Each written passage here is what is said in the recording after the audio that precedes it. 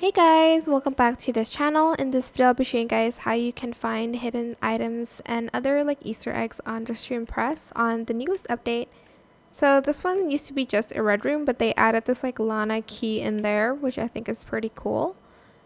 And then there's also like this hidden item here. I didn't complete the quest though, so I can't earn it, or I can't have it, I guess. I can't use it. That's the word I'm looking for.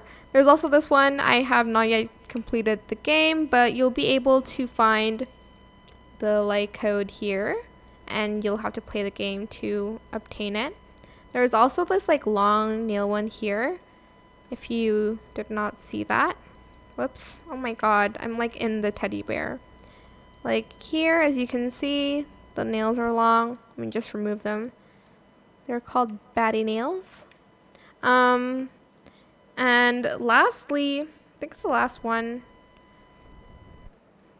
So here, I know this is super random, but like the hoop earrings are like here. It's a little bit tricky to see, but if I put it on, I need to use a shorter hair or just be bald actually. But here, as you can see, you'll be able to use the like hoop earrings that are round.